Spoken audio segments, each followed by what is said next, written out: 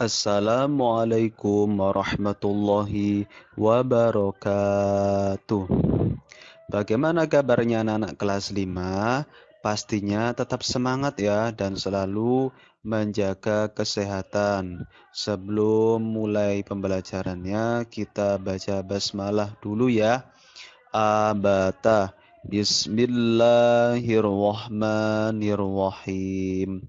Oke, next kita masuk pada slide selanjutnya.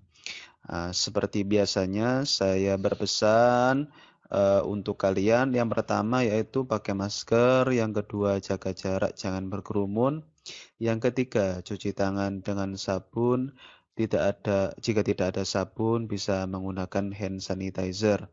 Yang keempat, jangan keluar rumah jika tidak terlalu penting. Oke, next kita masuk pada pembelajaran teknologi informasi dan komunikasi pada tanggal 3 Februari tahun 2021. Kita melanjutkan materi pada pertemuan sebelumnya. Kita akan belajar tentang sejarah komputer pada generasi kelima, yaitu adalah komputer pada generasi sekarang.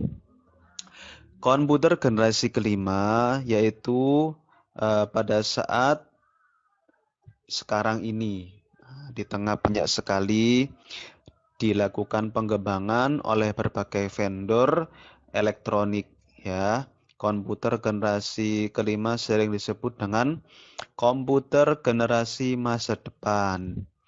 Sejarah komputer kelima ini adalah merupakan komputer yang kita gunakan pada sekarang ini.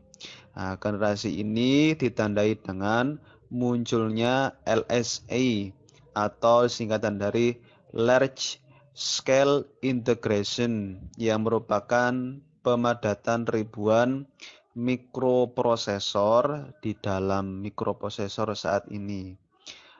Dari bentuk fisik, memang komputer pada zaman sekarang itu kecil ya, tapi kemampuannya tidak bisa diragukan lagi karena semakin pintar dan semakin canggih dalam pengoperasiannya.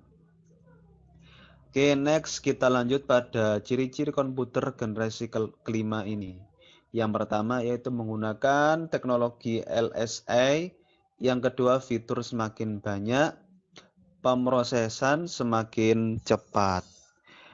Di sini saya punya gambar ya mengenai komputer pada generasi sekarang. Ini adalah PC ya, adalah gambar PC pada zaman sekarang. Ini sudah sangat canggih ya.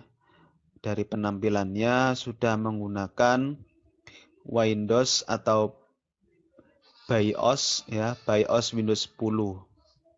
Ini bentuk dari komputer zaman sekarang. Terus ini ada komputer. Sekarang kalau dulu kan ada CPU ya, ada CPU, terus ada monitornya. Tapi sekarang sudah dikembangkan CPU dan monitor itu menjadi satu ya. Jadi CPU dan monitor itu menjadi satu, menjadikan komputer ini lebih elegan ya. Jadi tidak memerlukan peralatan tambahan.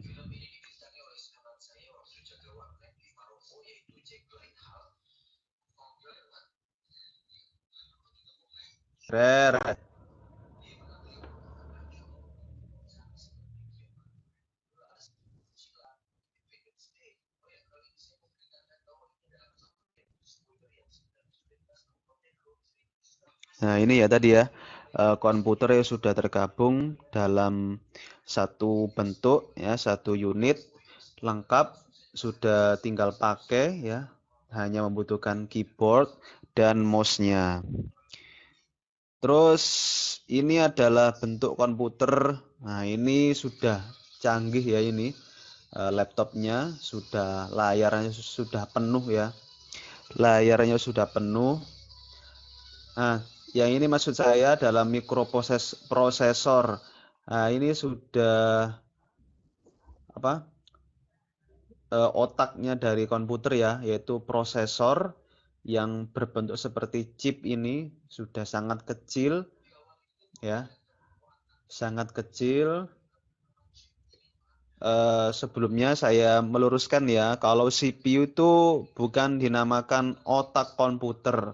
Nah, yang dinamakan otak dari komputer ya ini CPU ini prosesor ini. Nah, ini namanya otak dari PC atau komputer atau laptop ya.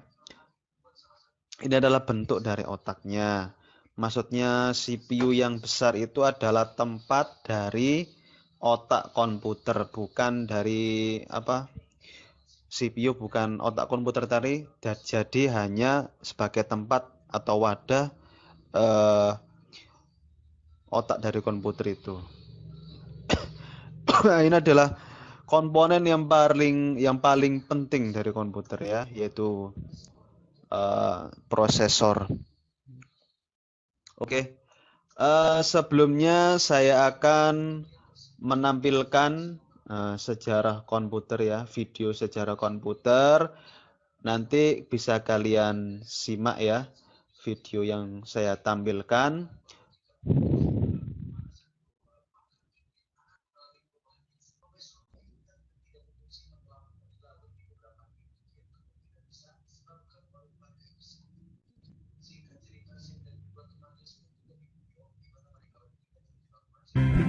Komputer merupakan sebuah teknologi yang hampir digunakan dalam segala bidang pekerjaan.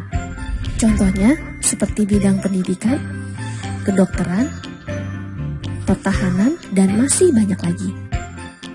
Namun, bagaimana sih sejarah dari komputer itu sendiri? Dalam perkembangannya, komputer sendiri memiliki 5 generasi yang berbeda. Dimulai pada tahun 1940, komputer bernama Z3 berhasil diciptakan oleh seorang ilmuwan Jerman bernama Konrad Zuse. Komputer ini digunakan untuk mendesain aerodinamika pesawat tempur Jerman. Namun sayang, komputer tersebut hancur akibat serangan bom sekutu. Beralih ke pihak sekutu, pada tahun 1943, sebuah komputer bernama Colossus berhasil diciptakan oleh Tommy Flowers. Komputer besar ini dapat meretas strategi perang Jerman hanya dalam hitungan jam. Colossus juga dipercaya telah membawa kemenangan sekutu pada Perang Dunia Kedua oleh sejumlah ilmuwan. Mulai dari sinilah banyak perusahaan yang akhirnya ikut mengembangkan teknologi komputer.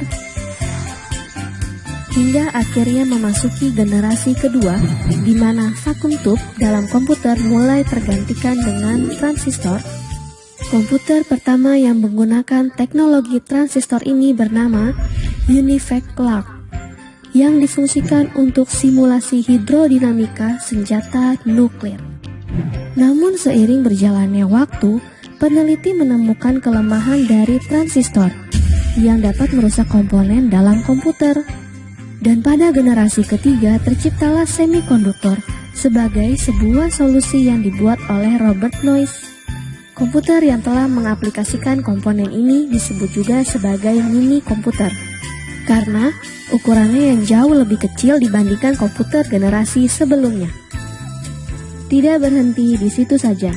Pada generasi keempat, ilmuwan terus mengembangkan komputer, hingga terciptalah sebuah komponen yang bernama Very Large Scale Integration atau VLSI, yang di dalamnya terdapat ratusan transistor. Komponen tersebut digunakan pada komputer sehingga membuat komputer lebih mudah diproduksi karena tidak melibatkan banyak komponen. Selain itu, harga komputer juga menjadi lebih terjangkau. Turunnya harga komputer yang drastis berhasil membuat penjualan komputer meningkat sangat pesat dari tahun ke tahun.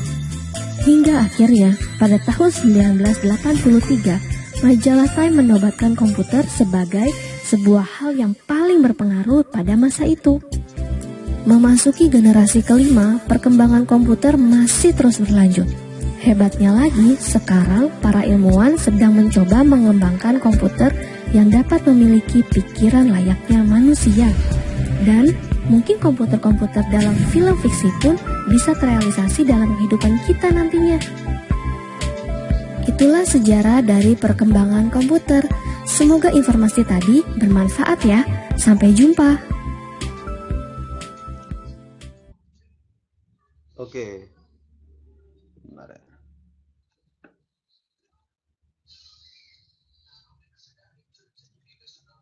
Itu ya adalah video perkembangan komputer. Semoga bermanfaat ya yang sudah saya sampaikan. Saya akhiri pada pembelajaran hari ini. Billahi taufik wal hidayah waridha wal inayah. Assalamualaikum warahmatullahi wabarakatuh. Sampai jumpa di video pembelajaran selanjutnya.